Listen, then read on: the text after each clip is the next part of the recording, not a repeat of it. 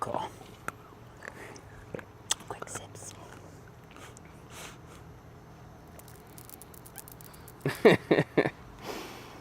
Hi, welcome back to Unique Minds of the Okanagan. I'm Robb O'Day, and we're on location in Kelowna with Sunshine, a up-and-coming DJ for EDM and Hip Hop. How you doing, brother? Doing good, man. Thanks for having me. Yeah, thanks. I'm excited to sit down and talk. Yeah, it's been a while. So let's start off with who you are, where you're from, and what got you into music. For sure. Well, my name's Douglas. I was born in Prince Albert, Saskatchewan. Moved to Kelowna probably in 2005 when I was about 10 years old.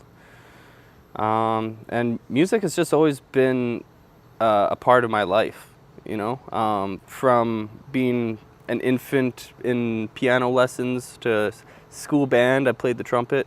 I was on the percussion section.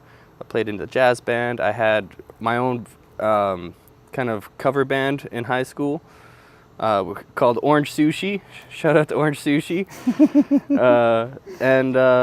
Yeah, I've it's always been an escape for me. I don't know if that's necessarily a healthy way of like going through life per se, but it's just, I find myself, I could transport out of this present time into a moment where like I'm really can navigate or experience certain feelings that maybe I don't know how to regulate or come to terms with. Okay. And I find that when I'm lacking the words to say about like my feelings or my experience of like a moment, I hear a song and it's just like verbatim how I feel. And the interesting is like I could share that song with someone just to help me explain myself better. They'll hear it and they'll have a completely different experience from the song than like my intention from it. But like that's kind of the beautiful thing about it. Everyone experiences music in their own unique way. Either it stirs an emotion or it, like for myself, just takes me out of this present time into a safe space. That is a really good way to explain music as a safe space. Yeah. And I think a lot of people can relate to that. What, having a background that was based on instruments, what made you gravitate towards EDM? Well, it kind of just happened by accident, to be honest with you. Growing up in the Okanagan, we have like a great rave scene, underground bass shows. Like dubstep was just coming around early 2000s, right when I was getting into the party scene myself. And like it was just almost like a natural shift from live shows, real music, and to just this fantasy world of bleeps and bloops and just heavy bass lines and like angelic vocals. And the fact that anyone can build like a track that really like takes someone on a journey, and it doesn't even have to have lyrics in it per se. It's just like a feeling captured in frequency. And that I never really saw myself like as a performer per se. Even DJing was the last thing on my mind, you know, what I was going to be performing with. And then, you know, come around 2019, COVID hit and everything, just kind of lost my job. I was working in the film industry at the time. I was a lighting technician, and everything just full stop, you know, everyone got laid off. And I'm just sitting there like twiddling my thumbs. And I had a friend who lived right down the street from my place in Vancouver, and he's a sound engineer. He went to school for sound, and he's probably one of the most brilliant people I've ever met. Just with the way he hears music, and like he can just tweak anything to make it sound good. He's my first and probably my last engineer that I'll send him a track, be like, help me. Like, I did my best with this. Let's make it sound good. Shout out to Ryan. And yeah, he just had his deck set up, and he's like, "Yo, man, just start DJing." I was like, "Okay." So had his USB plugged in. Started me off house music, just an easy 4/4 rhythm, super easy to count and like blending. It just like I guess got addicted to it immediately, and so taking that experience, going home, and I went and ordered my first deck, a set of Newmark, like $400, just Amazon, like cheap starter deck. I downloaded my own music and started mixing my own songs, and then I got into a career with a bunch of degenerates that were just throwing underground shows. And I don't know, just starting off, I never really thought myself I had like a worth of like what my time and energy was. So I was like, I'll just volunteer a show, free show, why not? And yeah, eventually it was like back-to-back shows for a couple years moving forward from that. And eventually got to a point where it's pretty like I'm investing a lot of my own time and like personal energy. Maybe a slight compensation would be warranted. And I talked to enough professionals in the scene, and they were also like, yeah, like you can't just do things for free. Like you lower the value of other performers, other people who are like really trying to make this a career. And I'm like, that's valid. So I stopped doing free shows. I'll still go to like friend bush rave and just throw down, open deck, we'll throw down. Go to a house party, open decks, throw down. But if I'm actually like being hired as a performer now, I have a set price, and you actually get my effort of like curating a private, like a new set per show that I'm hired for, which I really liked playing with the Enigma shows. They really got me outside of the EDM, like shoebox, pigeonhole, and I got to play some of my other favorite genres, punk rock, ska, and turn into heavy metal, and then it just kind of curated a different perspective on like how I produce music now too. It's like I don't have to just make music according to a specific genre. I can play with what really makes me feel passionate about music again. What I love about watching you perform, especially when having you at the Enigma shows, is how easily you can adapt to the climate of the show. Yeah. Where a lot of other DJs have their set styles, you're able to throw in metal remixes and punk remixes and a lot of other genres that hype everybody up. And that's kind of where I enjoy working with you as an artist. And I think that there's two different worlds. We have the EDM world and you have the hip hop world. Sorry, the camera keeps listing lazily to the left. Yeah, no, it just keeps going unfocused on us. Move back a little. And we're live. That's live. But the thing I love about your music and your ability to be dynamic is it's easy to book you as an artist. And I think that where I see you mainly shining, like when you're making mixes and performing at the shows, is hip hop. You have a weird ability to make hip hop. Your hip hop sets are fire. Thanks, man. Absolute fire. Thanks, man. I can't like every Appreciate mix that. is every mix into the mix is dope, and that's where it's like some DJs have like that. They have an ebb and flow where the show itself is great, but there's some songs that are like they don't fit. As where you have a lot of songs that's just banger, banger, banger, banger, and then you pull out a song that no one's gonna think of. When you're creating a set, not for Enigma, but when you're going into it for an EDM set, what is your go-to style, and what styles do you steer away from? Well, I like, this is my own personal opinion. I'm not a big fan of house music.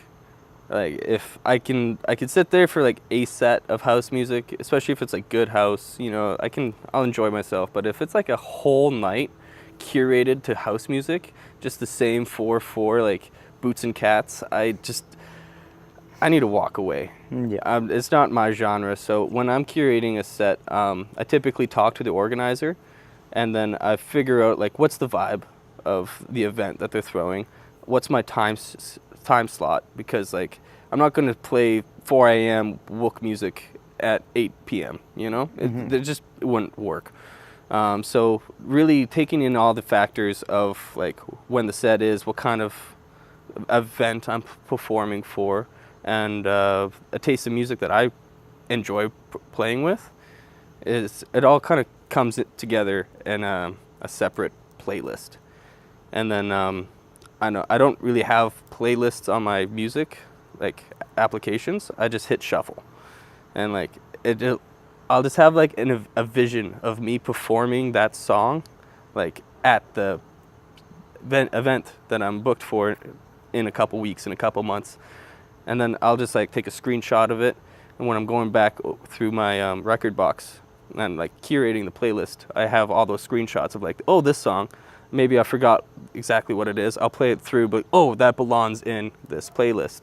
And I'll just have the rack of playlists, and I'll just like drag through all the screenshots. And eventually I do my best to keep it under 100 songs per playlist.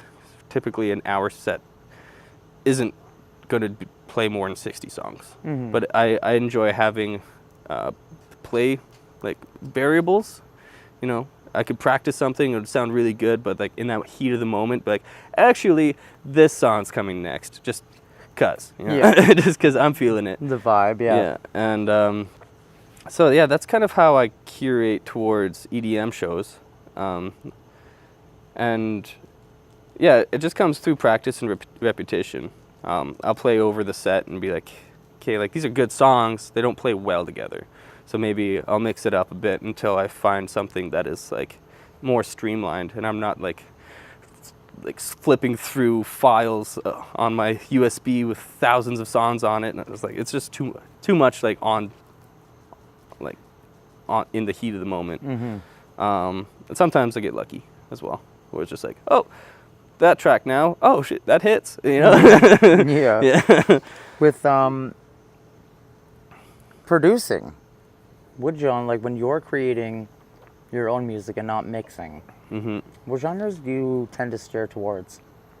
Lately, I'm struggling with it actually currently, but I've always wanted to do kind of like a healing frequency melody underlaid with some like down tempo. Okay. There's some like there's a steady movement to the song, but like the journey is very melodic and hits different parts of the person, not just like a steady beat to rock out to, but like something to like take them outside of themselves, similar to how I listen to music. I want to give that experience to people. So that's kind of what I've been attempting to make lately is the down tempo healing frequencies idea.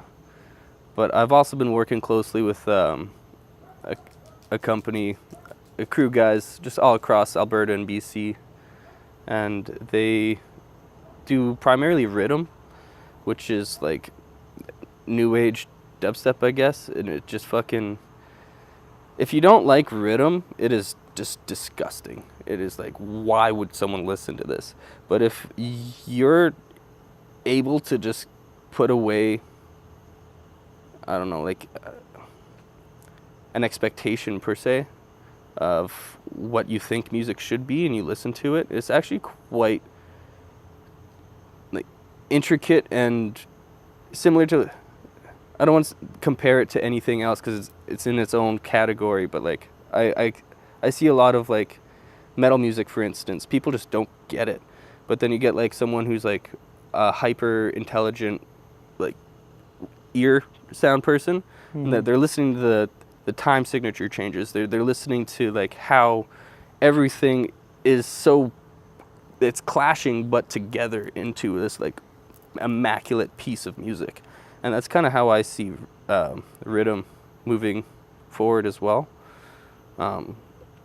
So I've got this one track I'm trying to collaborate with Daddy Diablo with. It's you know, Tenacious D, the metal. I want to do the rhythm.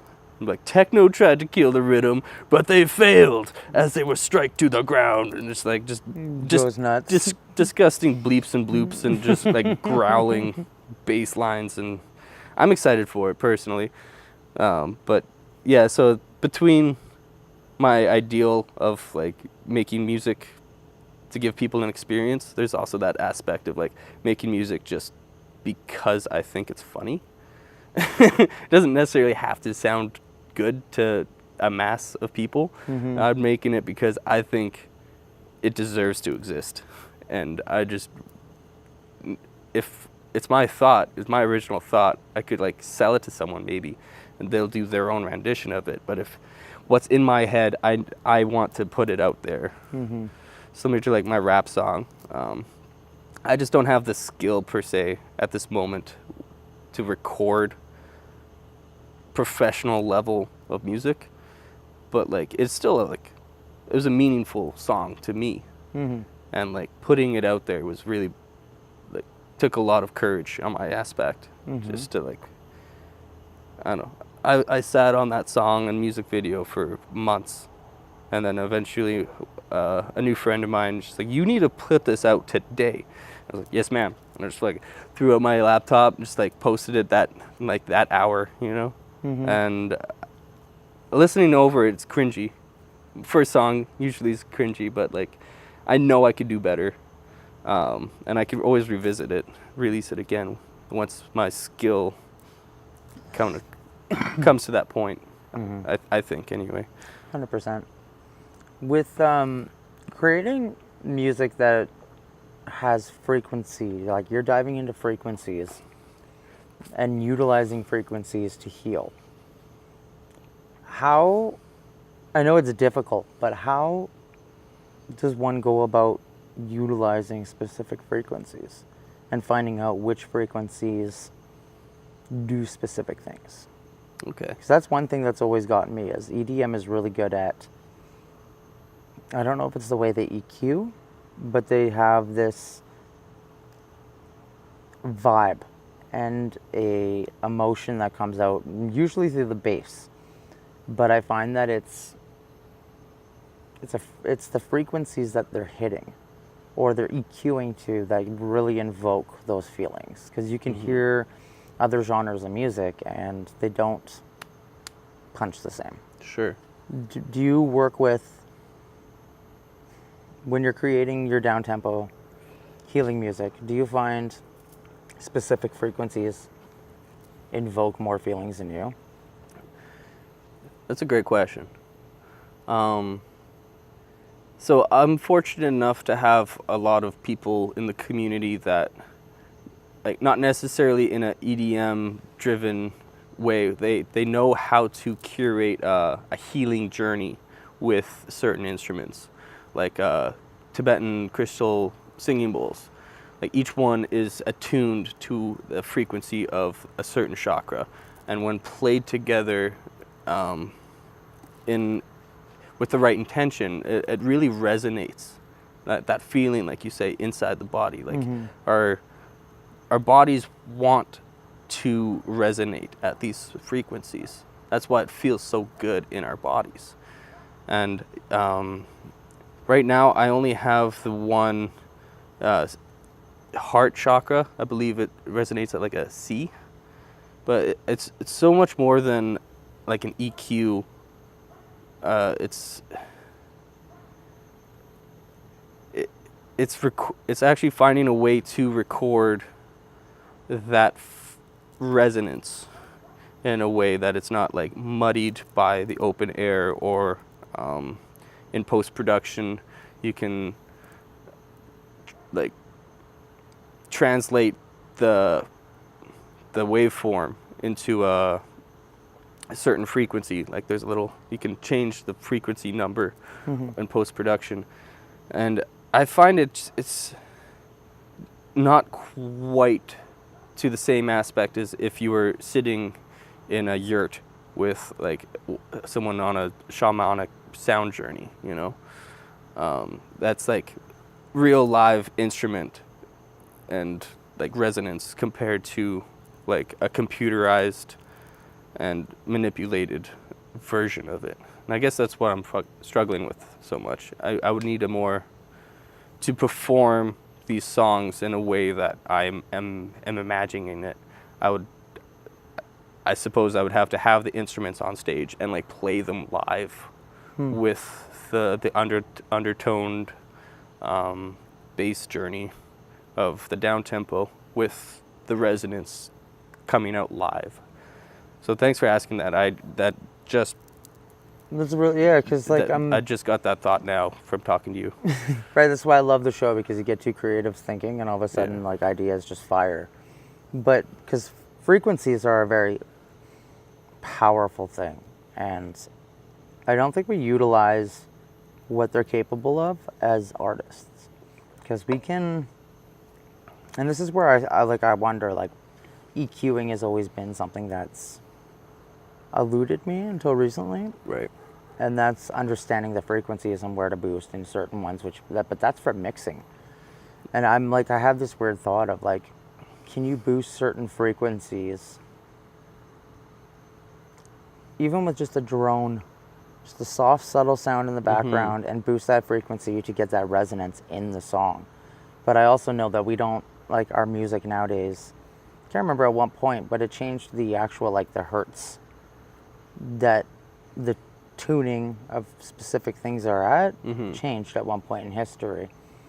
And there's one thing that I've always wanted to do, and that's kind of dabble in frequencies, but not musically, just understanding what frequencies can do, like subsonic frequencies and infrasound.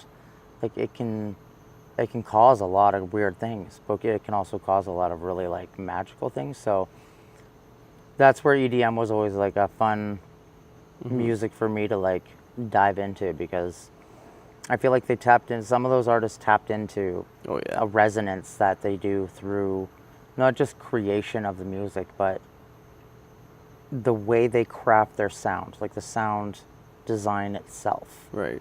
And like EDM is, you hear it and you're like, oh, this is awesome. Yeah.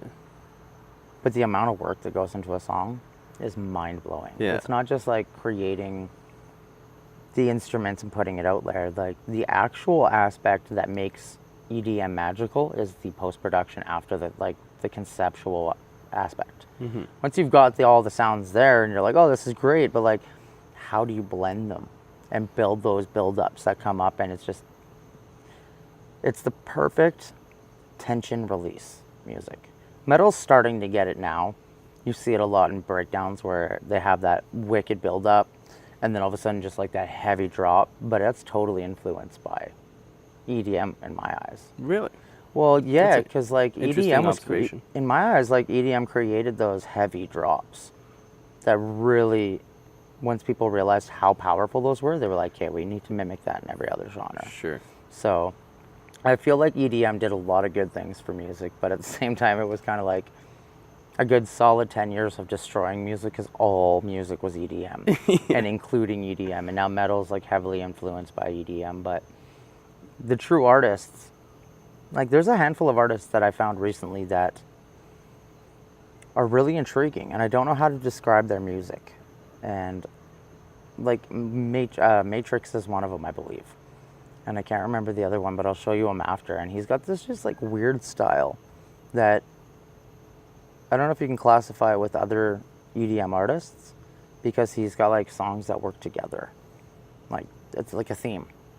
So the way he like goes about it is intriguing to me, and I love artists who kind of push outside the box, because that's kind of what EDM is, and hip hop, realistically. For sure. With your career, what's been the biggest struggle point to date? Well, see, like, I don't even see it, like, you can call it a career because that's kind of what it is, I suppose. But the biggest struggle for me was when I took it seriously and trying to, like, really grind, like, marketing myself, booking shows, preparing for the shows, and, like, just trying to get my name out there as, like, someone who's taking it seriously. I lost complete interest in the music. You know, I was like, this became a job. Yep. I'm not having fun anymore. I don't want to do this. And then so I took a step back. I took a hiatus for a year, and I just found my love for the music again. Started just creating and playing for the shows that I guess that I cared about, rather than be like, oh, that's a show, I'm going to apply myself for it, not even knowing what I'm getting myself into. Where it's just like someone I know who will pay me and also just respects what I'm doing and wants me to be a part of the movement. Like, it's a lot more, like, my cup is filled.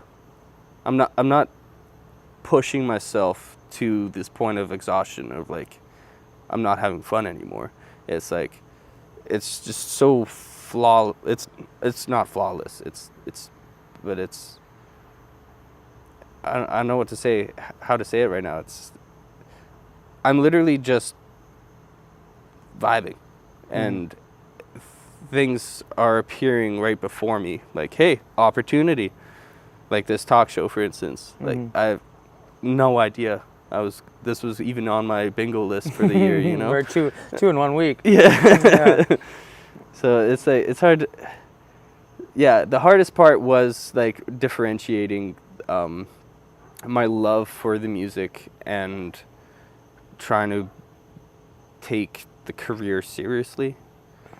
I'm no longer interested in the seriousness of the industry. There's so much ego and backstabbing, and it's unhealthy. So removing myself from it, I've become a lot happier, and that shows in how I perform and how I'm creating music as well. And I think that's, like, a valuable thing what you just said too, because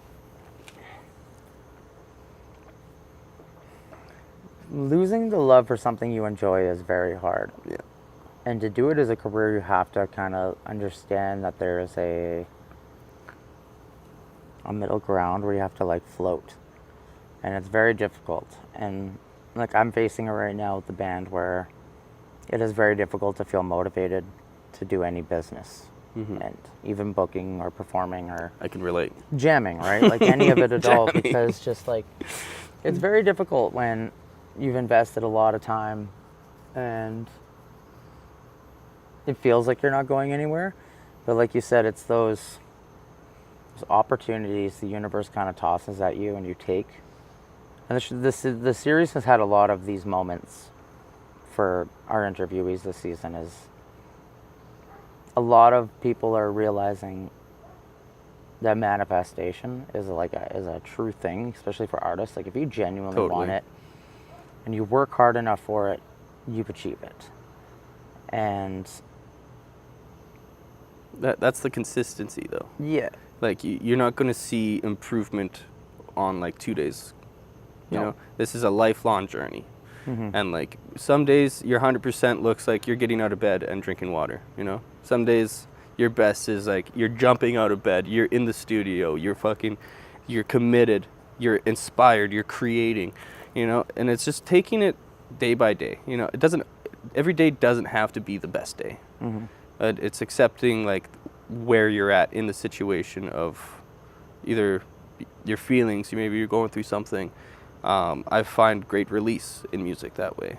It helps me put feelings that I can't navigate onto paper, and I make something out of it. And it's like release, rather than just burying it down with substance abuse. Like, I'm guilty of it. I'm getting better. My observation of it is better. but it's also coming to the terms of like we're human beings. Like, this is a part of the experience. Yeah. And I just wanted to leave a legacy of like healing for the next generations moving up.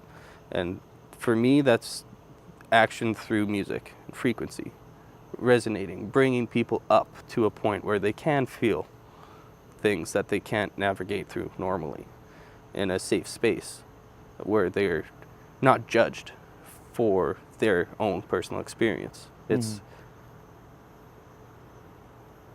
it's just the space like created through music. It's phenomenal. Music is the lighting is driving me nuts. Really today. struggling. It's just keeps going out. I think that's one thing that music does allow is a safe space for everyone, whether your gender, your ideals, your religious beliefs, your mental state.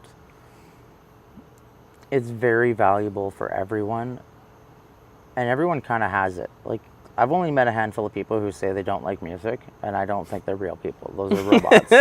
They're robots. NPCs. Yeah, because there's like, that's exactly how I feel. I'm like, that's an NPC, because like, who doesn't like music? Whether it's whatever genre, like it could be classical, it could be jazz, but like most people resonate with a style of music. And I think that's what always drew me to it. It was a very magical escape when I needed it. Like growing up with crazy hectic lifestyles, it's usually those type of people who gravitate towards creating something to help somebody else feel better. And you as a person are very loving and caring, and you give At times. your all to people, and I think that's kind of why you gravitate towards the music you do, the volunteer work that you do as well, because not only do you perform and help people constantly, but you volunteer for festivals so that they can have a safe space for people who need it. And I think that volunteering takes a very strong-minded person who's willing to dedicate their time, energy, just to help people. Like, I find volunteers are on the same level as like first responders and like first aid people, because they have that go-getter attitude. And I think that working in an industry that is very cutthroat and will do what it can to take from you and get the most out of you, which is the music industry, and that's what it's designed to do. But luckily we have this ability to create what we want, put it out ourselves, create our own merch, and slowly build, instead of having to worry about getting like locking in a major deal or becoming the biggest artist ever. So I find that there's a lot of hope and benefit nowadays being an independent artist, and that creating something that is wholeheartedly you, like what you're doing and trying to do with the new genre, is all you really can do. Like, being fake to gain views and streams and clout is just very, it's yucky. That's how I see it. It's very yucky. Like, I feel icky when I'm trying to like, good, man. yeah, like when I'm filming a video just to put content out, it doesn't feel authentic. And it kind of like, I know it's what I have to do to make it a career, because that's like 60% of being an artist now is networking and marketing and working online, but it's defeating. But I think that there's, like I said, there's a lot of hope, and you kind of make me see, that's why I enjoy working with you. There's always a happiness. You know what I mean? Like, there's always, you always bring, like, no matter what negative thing happens at the show or something, there's always a way around it. And I think you take that mentality with you everywhere, and it kind of shines. And it's funny that your name is Sunshine, because it is exactly what you bring to everywhere you go. It's just like rays of happiness. Thanks, man.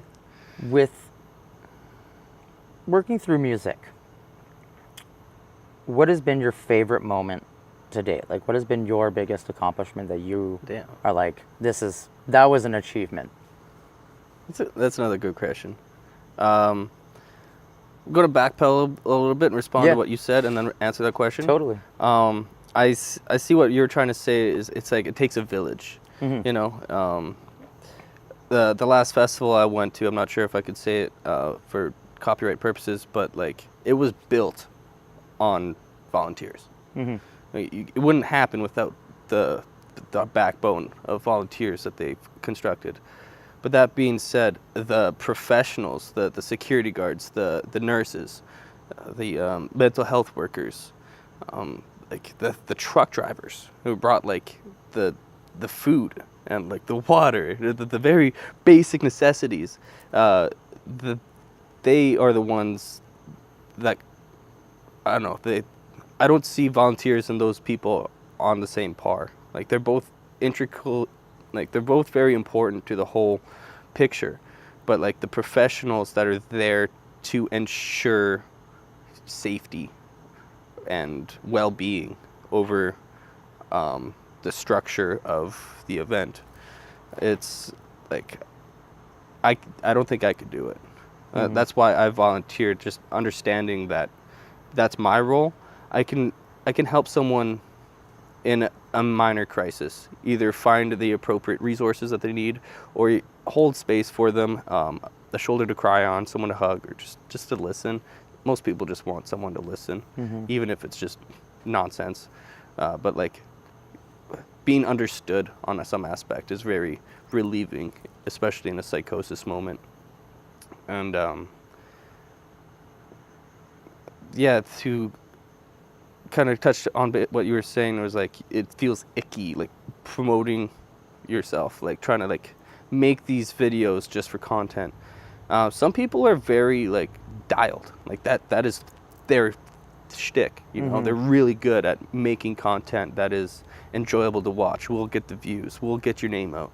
And it's finding someone to work with, I think, that covers the bases that we kind of falter on. I could only speak for myself, per se. Like, marketing is definitely not my forte.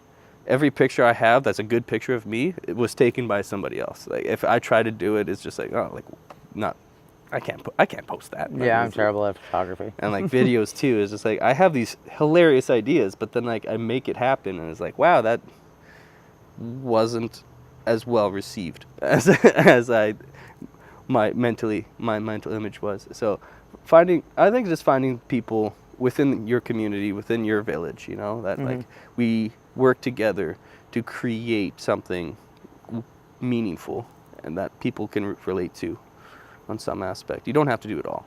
Yeah. I know it seems like you're used to doing it all, but like that should just be like the lesson of like it's okay to ask for help.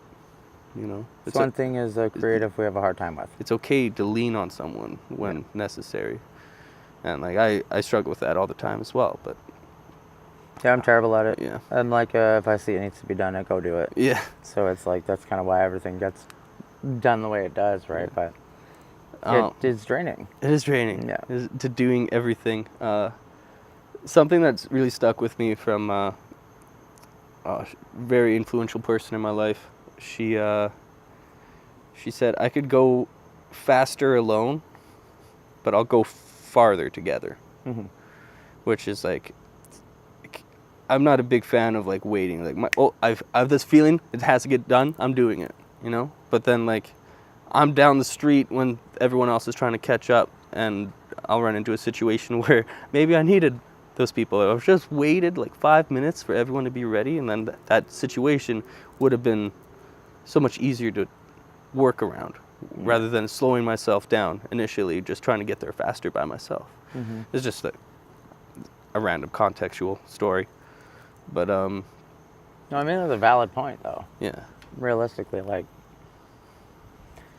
I try to like express it that you need to build the team around you. Like Mercules has done this and he's incredible at what he's done.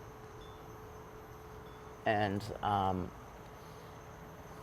are locked.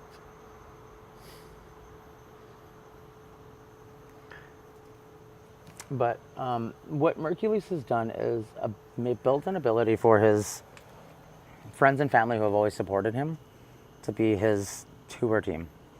And he travels around the world with them. I'm like, that's my main goal. Like, the people who are dedicated to you and see your worth are the most valuable thing that you can possibly have when it comes to what you do. And I think it's really hard to find those people. But when you do, you know who they are. You know what I mean? Like, there's going to be people who are always trying to steal your shine. No pun intended, but like, that's what the music industry is filled with. And I found that over the years that it becomes very, it's not like a negative thing. Like, people come and go through your life, and they do that in the music industry a lot quicker. Like, For sure. You build up something with people and they move on. But I think that being able to be self-sufficient is very valuable, in the sense that as an artist, we don't need to rely on people. Shouldn't be able to rely on anyone, but you should be able to have that trust in people. Does that make sense? I feel that. I'm a very trusting person, to the point where it is almost a downfall. I would give opportunities to someone who maybe not deserve it, like trying to steal the shine, per se. But also there's people that, like, they just need that opportunity so that they can get a foothold in their own career. And then they'll remember that, and they'll turn around and be like, thank you for that opportunity. And you can work with these people, like, moving forward. You have collaborators, you have people who genuinely respect what you're putting out, and will have a professional opinion on how it may be received before I publish it, you know? And I can't say I've made too many mistakes trusting people, but also there's been times where it wasn't in my best interest to trust people. So it is a difficult thing to navigate, especially in this cutthroat. Well, like you said, the industry's changing. It's a lot more people just loving the art than it is trying to better someone else. Those people are still in the industry, though. Yeah, and they'll always be there. It's I think the main thing about music is it's very, like, you have bands and they have, like, this weird telepathy connection, but to be able to create something yourself that is you is magic.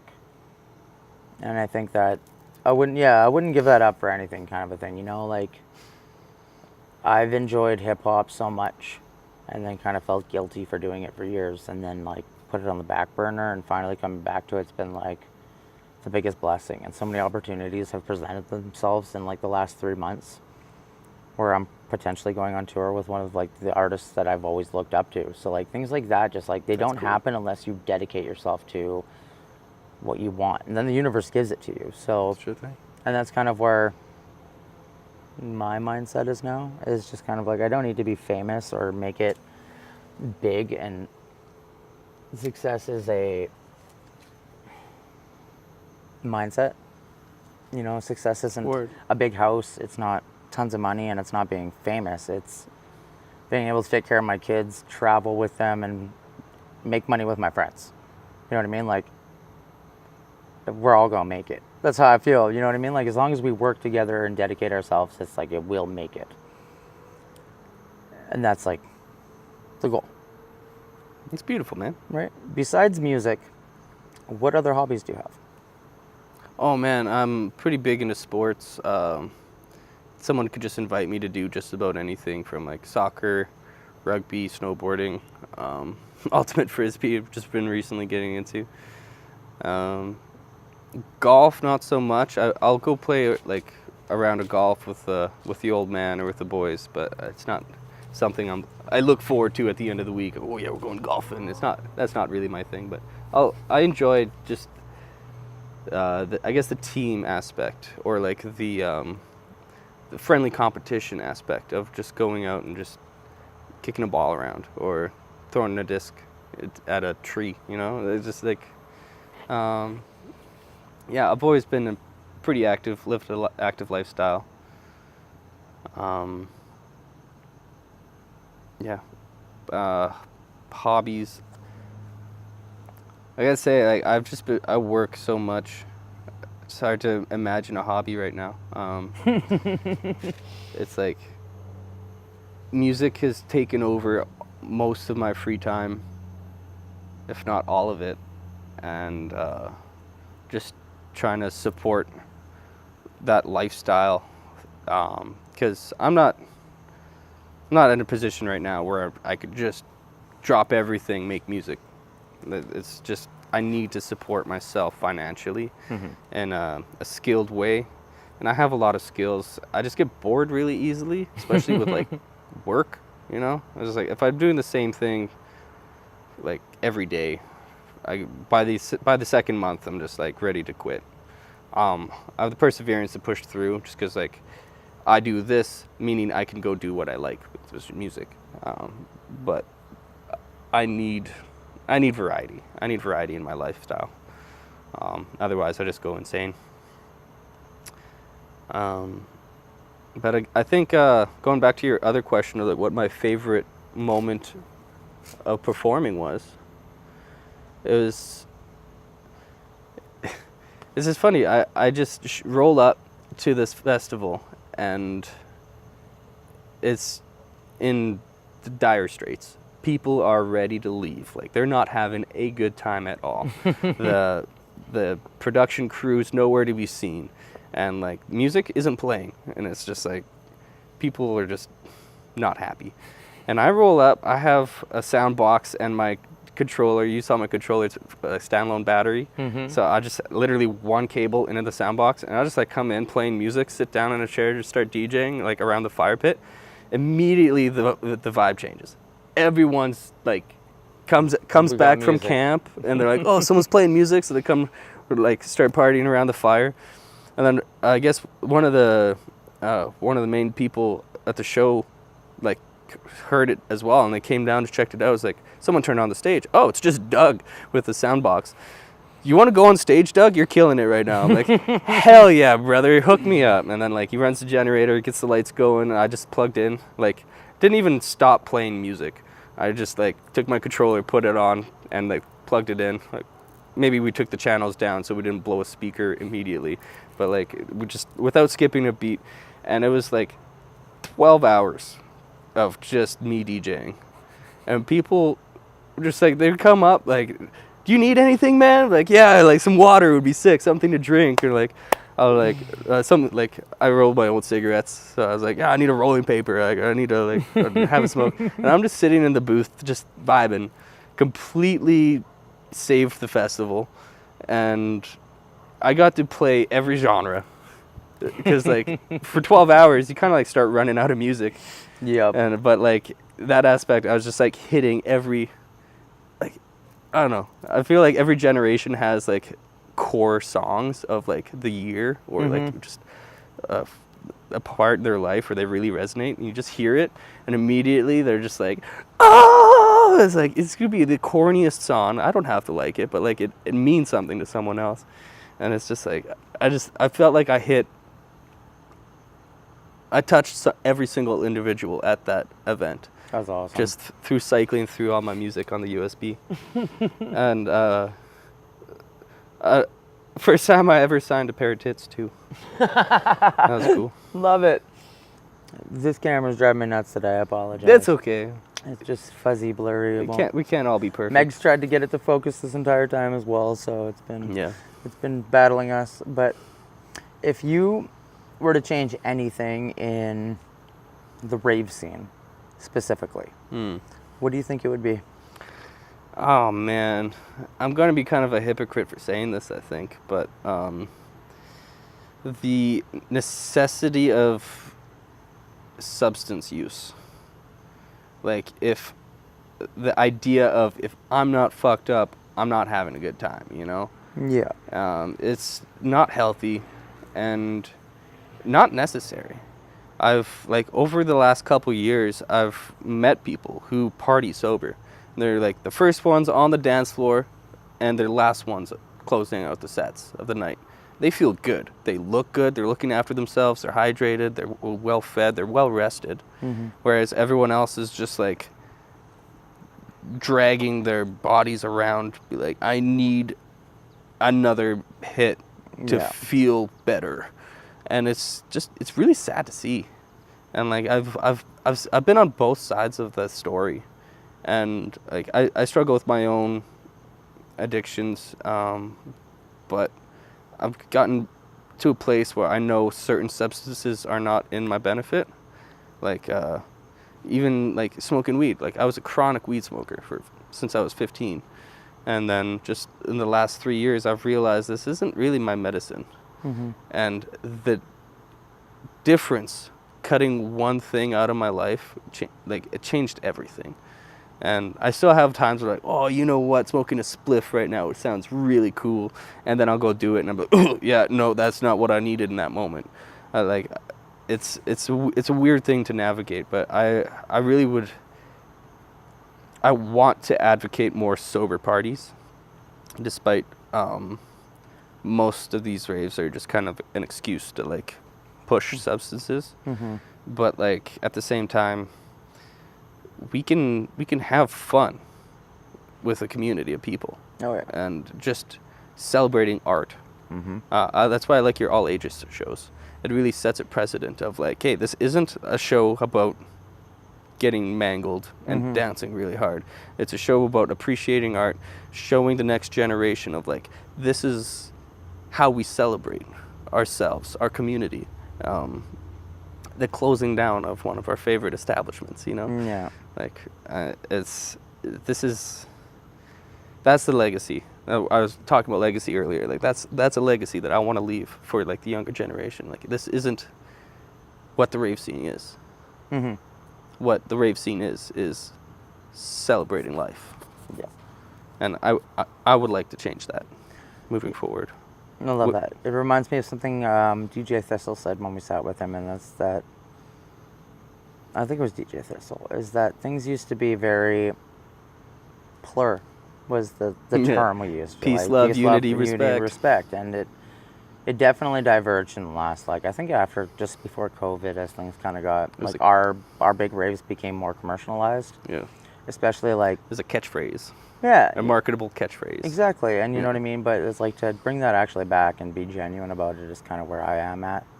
Sure. And I think, like, the older we get, that kind of happens. And I think it's just, like, a big thing is this younger generation doesn't party. They're not, like, heavy drinkers. They don't like to party. They're very, like, we want to go out and enjoy activities. And if you can give them the opportunity to do so, it feels better. Like, that's how I feel. I feel better inside being able to, like, give a safe space for a younger crowd, because they're not going to want to go to a bar to go to a metal show. You know what I mean? Even if they're of age, they don't drink. It's not their space. So to find places that is all-inclusive has been a huge goal of mine. And I think finally being able to hit that with Legacy joining us as, like, a venue has been one of those moments that's going to drop by the universe. You know what I mean? Like, we lost one of our favorite venues, and we got one that allows us to host all ages. So it's kind of like, you got to give and choose. Enjoy what you're given while you have it. But everything composite is subject to change, right? Yeah. Like, we get older. Buildings also get older, you know? Flowers grow and die within the same season. Like, everything in life is subject to that growth and degeneration. And moving forward with just the ebb and flow of it all, like, we lose one venue, we get another one, and, like, we grow. We adapt. We show our respects to what we had, and we're grateful for what we have, and we manifest something greater for the future. And I think it's like respect for like putting it in practice. I try to. Like you're definitely over the last couple of years of working with you have been a big inspiration onto the lifestyle change and just the perspective of music. I learn something from you every show, every event. I feel the same too. Yeah. Whether it's musically or just like spiritually. I think you're more like a guru to me than most people. If you were to... I'm just a guy. Just a guy. I'm just a guy. If you were to give advice to an aspiring artist who was wanting to become or step into the music industry, what would your first step be? Man. Don't sweat the petty things. Don't pet the sweaty things.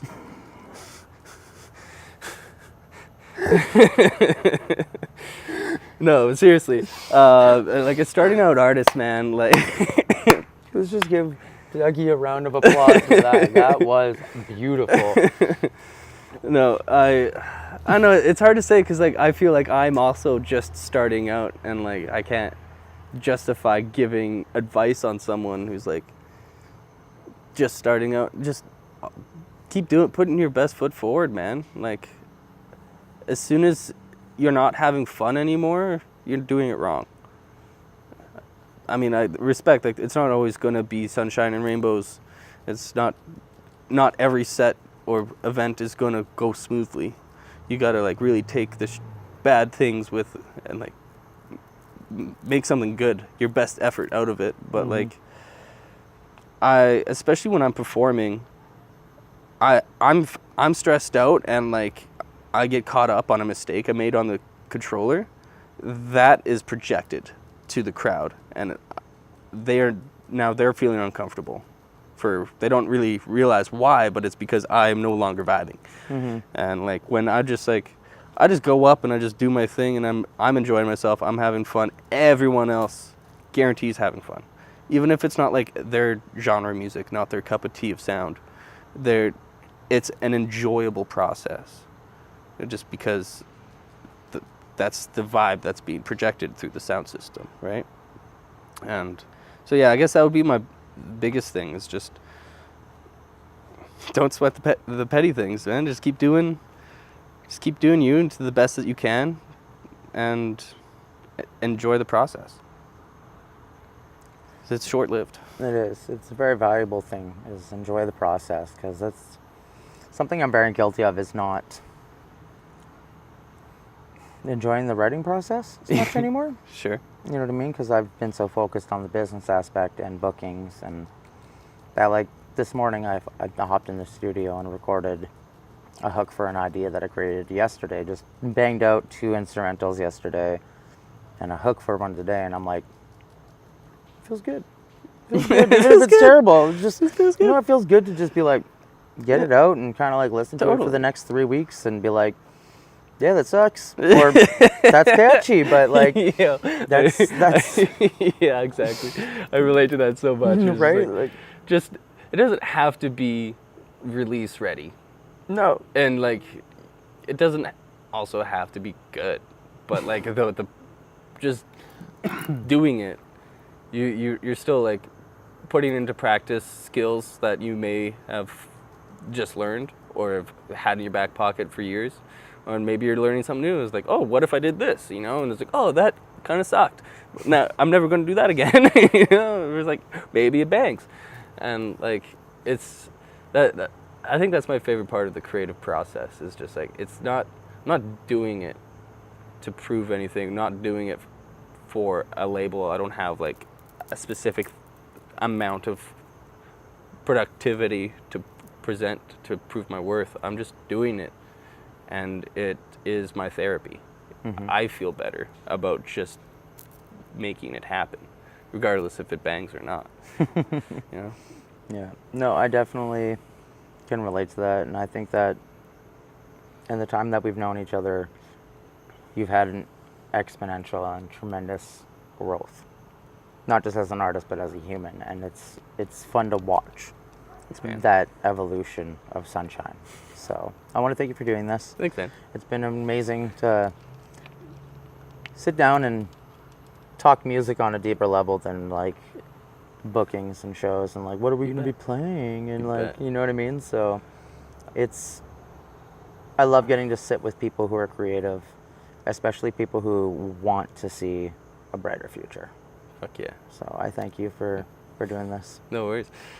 Before we sign off, the origin of Sunshine. Yes. I always hated the name. I was jamming with some Rastafarians. We're just smoking, playing drums, and like these guys looked over me. It was like, man, like your performer name should be Sunshine because you shine so bright when you're performing. And I was like, man, that's so cheesy. And I was like, that's corny. But like it just kind of stuck because like you said, like you've commented a few times on like how I shine on stage, and it's a testament to the name. I didn't think of it. It was bestowed upon me, and I've grown into it, I think. That's a good way to say it. I like that. Yeah. I love it. Thank you. Well, thank you again. Thank you. And we'll catch you guys next time.